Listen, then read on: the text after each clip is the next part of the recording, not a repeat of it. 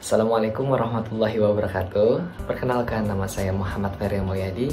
Saya mahasiswa Universitas Pamulang, Fakultas Teknik, Program Studi Teknik Informatika.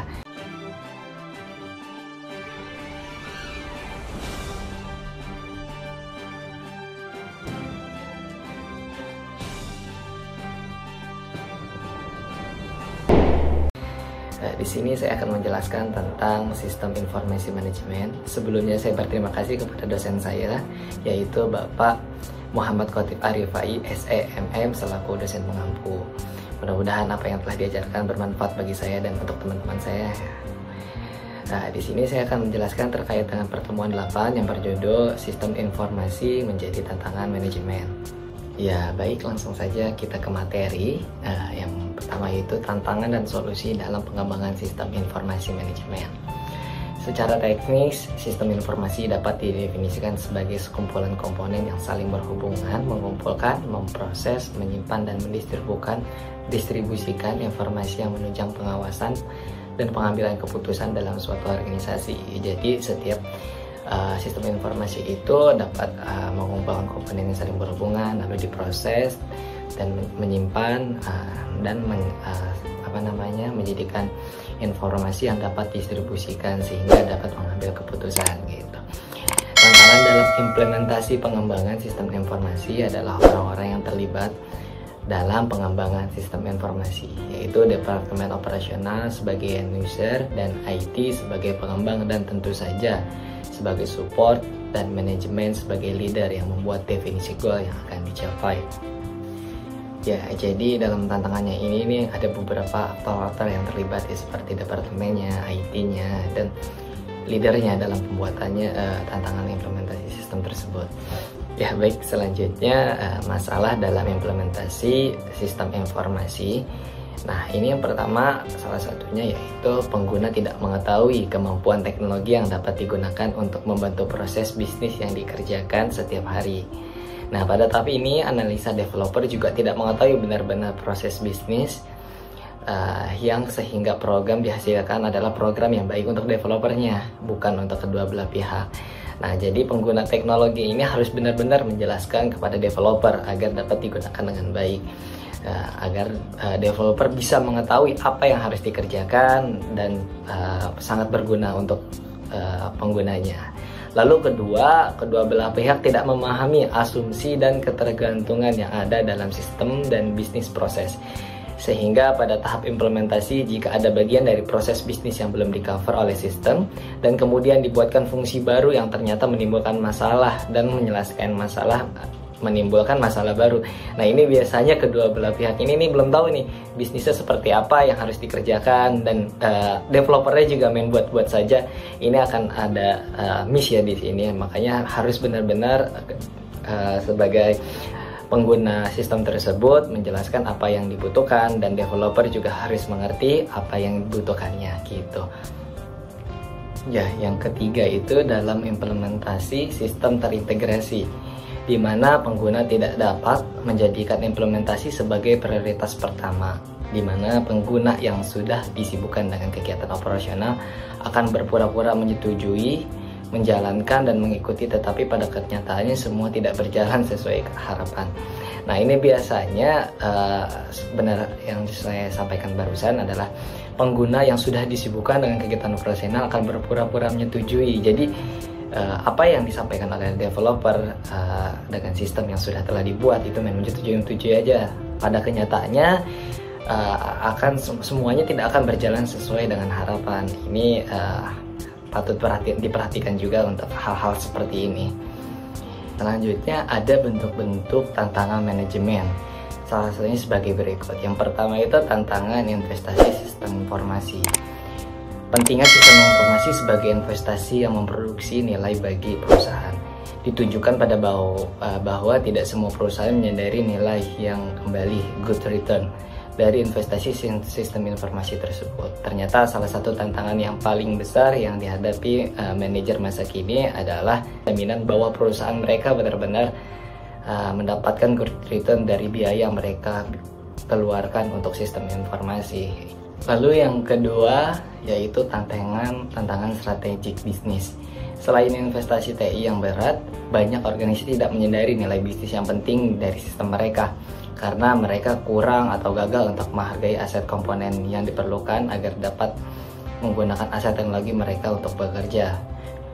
Kekuatan dari komputer hardware dan software tumbuh lebih cepat dari kemampuan organisasi untuk mengaplikasikan dan menggunakan teknologi. Untuk mendapatkan keuntungan sepenuhnya dari TI, menyadari produktivitas yang asli dan agar berdaya saing serta efektif, maka organisasi perlu melakukan desain ulang. Merekam harus membuat perubahan fundamental dan perilaku pengelolaan.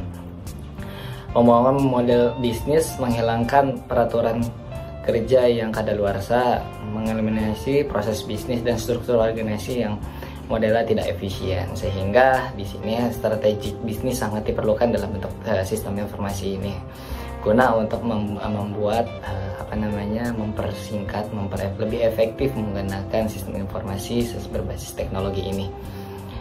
Yang ketiga yaitu tantangan globalisasi.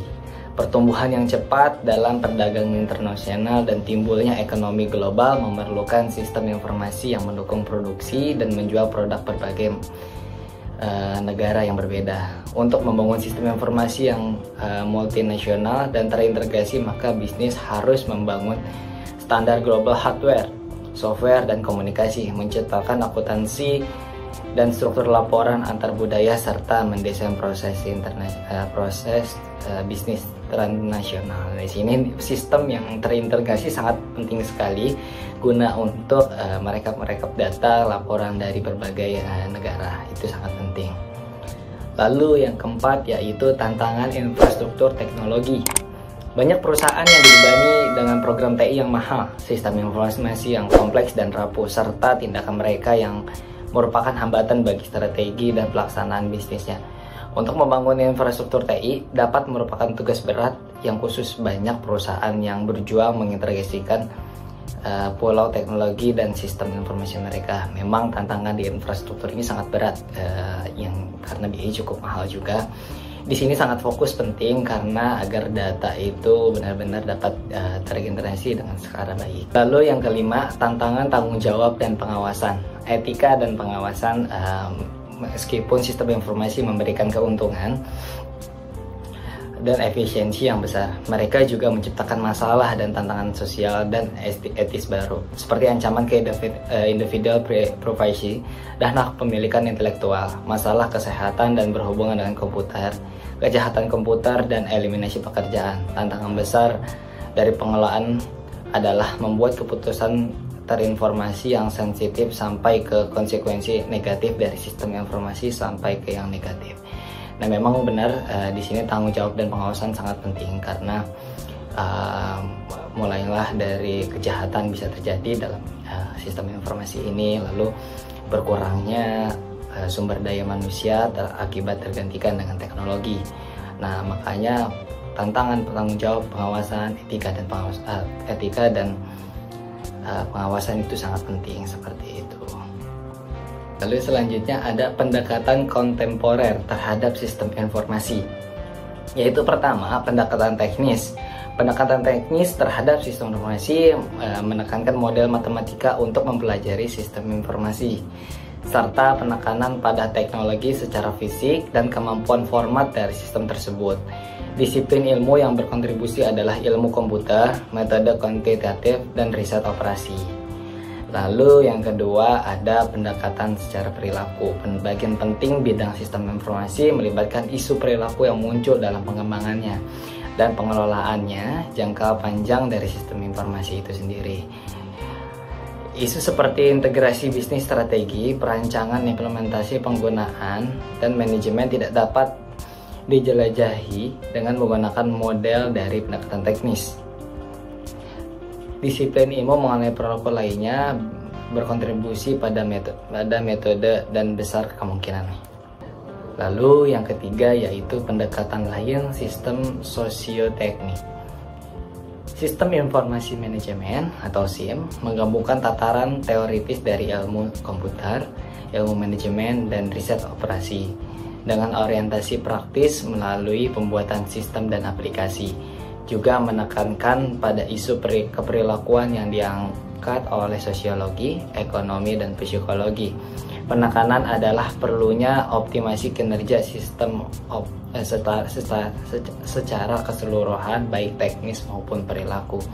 Jadi dalam kata lain, pendekatan lain sistem sosioteknik ini berhubungan dengan pendekatan teknis dan pendekatan perilaku seperti itu.